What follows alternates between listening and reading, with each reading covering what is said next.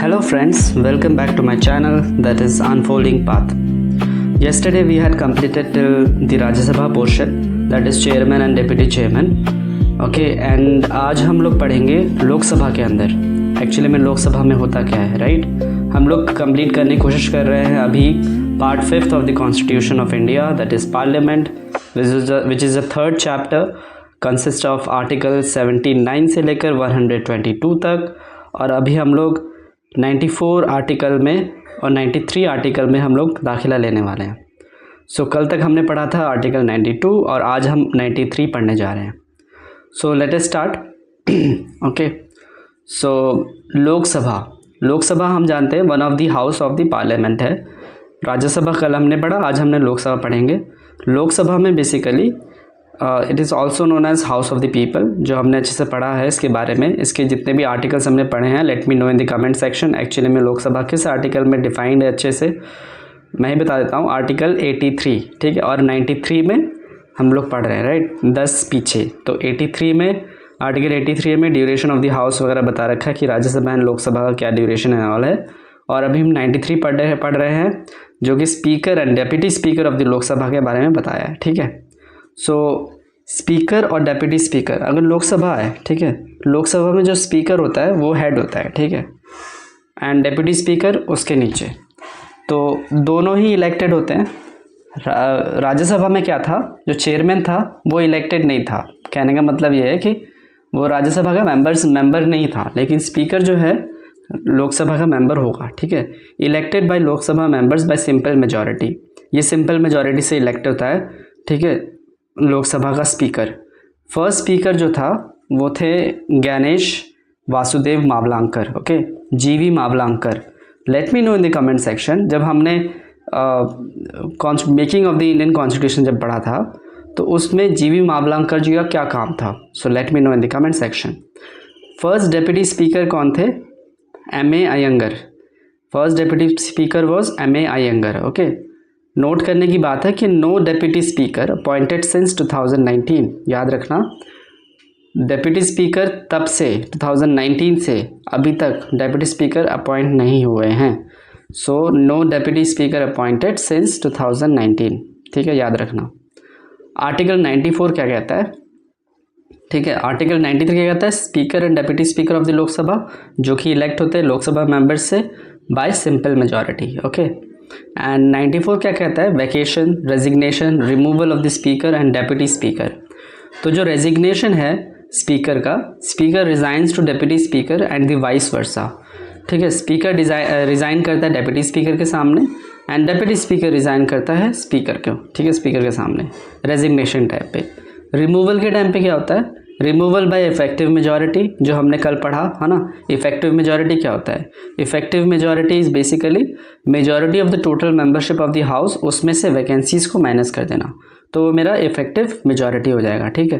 तो इनका भी रिमूवल जो होता है वो इफेक्टिव मेजॉरिटी से होता है। We will read in the further classes about majority, simple majority, okay, effective majority, special majority. So different kinds of majorities are there, so that वो हम पढ़ेंगे अच्छे से जब हम प्रोसीजर्स वगैरह पढ़ेंगे पार्लियामेंट के एंड ऑल। तो speakers continues till a new speaker is elected. Speaker जो है वो कंटिन्यू में रहता है जब तक न्यू स्पीकर इलेक्ट नहीं हो जाता, ठीक है। And he does not immediately resign, वो इमीडिएटली रिज़ाइन नहीं करता है, ठीक है।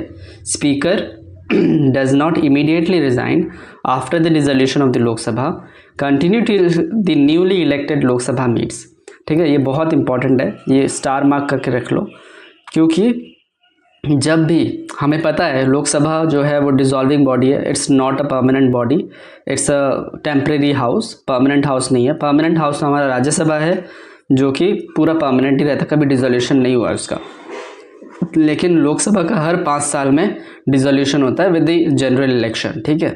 तो क्या होता है कि जब लोकसभा डिसोल्यूशन में जाता है, लोकसभा ख़त्म हो जाती है, तब क्या होता है कि स्पीकर तब हटता नहीं है। स्पीकर तब तक रहता है जब तक कोई न्यूली इलेक्टेड लोकसभा मीट ना हो जाए। जैसे ही न्यूली इलेक्टेड लोकसभा मीट होगा तभी स्पीकर रिज़ाइन करता है, तभी हटता है, right. So date of election of the speaker is fixed by the president. Election जो होता है डेट ऑफ स्पीकर का, डेट ऑफ इलेक्शन जो है स्पीकर का वो फिक्स होता है किसके द्वारा? प्रेसिडेंट के द्वारा। And that of the deputy speaker is fixed bye speaker, और स्पीकर करता है डेप्यूटी स्पीकर का यही काम, ठीक है। अब आते हैं आर्टिकल 95। आर्टिकल 95 क्या कहता है? पावर्स टू परफॉर्म ड्यूटीज़, ठीक है। आर्टिकल 95 टॉक्स अबाउट कि स्पीकर की पावर्स क्या हैं, स्पीकर एंड डेप्यूटी स्पीकर की पावर क्या है टू परफॉर्म देयर ड्यूटीज़, ठीक है। डेप्यूटी स्पीकर जो होता है वो प्रिसाइड करता है व्हेन स्पीकर इज़ एब्सेंट। जब स्पीकर एब्सेंट हो जाता है, स्पीकर नहीं आता है, तब deputy speaker as a presiding officer काम करता है लोकसभा का, ठीक है। If the seat is vacant, अगर सीट अगर खाली रहे, then president can choose any member to discharge the duties, ठीक है। अगर सीट खाली रहे लोकसभा में, ठीक है, अगर सीट खाली रहता है स्पीकर का, तो प्रेसिडेंट कर सकता है, क्या काम कर सकता है, किसी भी एक मेंबर को, ठीक है, लोकसभा में उनको वो ड्यूटी दे सकता है कि भाई तुम प्रिसाइडिंग ऑफिसर जैसे काम करो अभी, ठीक है, क्योंकि अभी सीट खाली है, ठीक है, वैकेंसी के टाइम पे। और एब्सेंटीज के टाइम पे डेप्यूटी स्पीकर काम करता है, ठीक है। If the speaker and deputy speaker both are absent, अगर दोनों ही एब्सेंट हो जाए, है ना, एब्सेंट है मतलब कहीं घूमने चले गए, then one member of the panel of the chairperson appointed by the speaker preside, ठीक है। स्पीकर और डेप्यूटी स्पीकर दोनों ही एब्सेंट रहे, ठीक है, तो फिर क्या होता है कि वन मेंबर, एक मेंबर जो होता है पैनल ऑफ द चेयरपर्सन, वो अपॉइंट करता है स्पीकर को टू प्रिसाइड, ठीक है, स्पीकर को प्रिसाइड करने के लिए वो अपॉइंट कर सकता है, ठीक है। So this is what all about article 95। अब हम आते हैं article 96। Article 96 talks about speaker and deputy speaker not to preside during their removal. जब रिमूवल की बात आती है, राइट, तो स्पीकर और डेप्यूटी स्पीकर कभी भी प्रिसाइड नहीं करेंगे। अगर मान लो स्पीकर की रिमूवल की बात की गई, तो speaker can not preside over the house, और अगर डेप्यूटी स्पीकर की बात की गई तो डेप्यूटी स्पीकर अगर उसका रिमूवल की बात चल रही है, तो डेप्यूटी स्पीकर प्रिसाइड नहीं कर सकता। दे कैन पार्टिसिपेट, वो पार्टिसिपेट कर सकते हैं डिबेट में, but can not preside while a motion for their removal is under discussion, ठीक है।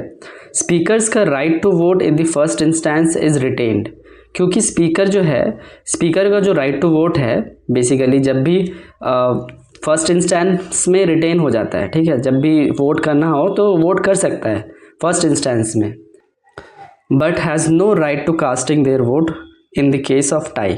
टाई के टाइम पे वो लोग वोट कास्ट नहीं कर सकते in the case of tie, ठीक है। अगर मान लो टाई हो जाए 50% for 50% against the speakers removal, ठीक है, तो फिर एक को वोट करना पड़ेगा। तो उस टाइम पे ये speaker as a presiding officer, वो तो है ही नहीं, वहाँ बैठा भी नहीं है ऊपर से, तो फिर एज अ उसके पास कोई वोट भी नहीं है कि कास्टिंग वोट दे सके खुद के रिमूवल में, ठीक है। So this is what all about article 96 and all about Lok Sabha. So and note करने वाली बात यह है कि डेप्यूटी स्पीकर जो है is not subordinate to the speaker, ठीक है। Deputy speaker is not subordinate to the speaker, याद रखना, deputy speaker is not subordinate to the speaker, वो उसी के बराबर ही रहता है, बस वो साइड में रहता है। अगर कुछ भी स्पीकर को हो जाए, एब्सेंट हो जाए, ठीक है, तब वो यहाँ पर आ सकता है, ठीक है। This is what. अब आते हैं article 97। Article 97 talks about salaries and allowances. Salaries and allowances, salaries of chairperson, chairman and deputy chairman of Rajya Sabha, speaker and deputy speaker of Lok Sabha are decided by parliament। Article 97 क्या कहता है कि जो भी salary और allowances chairman और deputy chairman of Rajya Sabha या फिर डेप्यूटी स्पीकर और स्पीकर ऑफ लोकसभा को दिया जाता है, वो किसके द्वारा डिसाइड किया जाता है, कितना देना है क्या नहीं देना है, वो पार्लियामेंट डिसाइड करता है, ठीक है। कौन सा आर्टिकल बोलता है? Article 97, and this is mention in the constitution, ठीक है, याद रखना। आर्टिकल 98 जो है वो कहता है सेक्रेटेरिएट ऑफ पार्लियामेंट, पार्लियामेंट का secretariat. Each house has its separate secretarial staff, ठीक है। जो भी स्टाफ आप देखते हो ना कि लोकसभा राज्यसभा में जो भी स्पीकर या चेयरपर्सन चेयरमैन होता है, उसके सामने एक टेबल लगी होती है नीचे की तरफ, वहाँ पर सारे के सारे बैठे रहते हैं।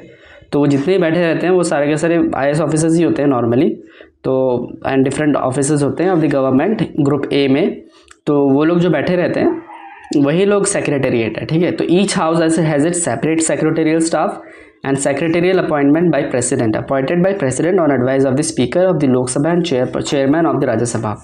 तो जितने भी सेक्रेटेरिएट होते हैं वो अपॉइंट होते हैं किसके द्वारा? प्रेसिडेंट के द्वारा, on the advice of the speaker, speaker की एडवाइस पे, या फिर ऑफ द लोकसभा या फिर चेयरमैन ऑफ द राज्यसभा के एडवाइस पे प्रेसिडेंट उनको अपॉइंट करता है, आर्टिकल 98 कहता है। अब आर्टिकल 99 क्या कहता है? Oath and affirmation by members, oath and affirmation by members, ठीक है।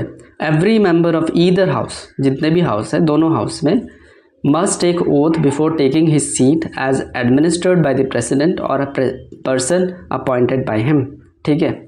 जितने भी मेंबर्स हैं, ठीक है, every member of the either house, दोनों हाउसेस में, लोकसभा या राज्यसभा में हो, उनको ओथ लेना पड़ता है किसके सामने?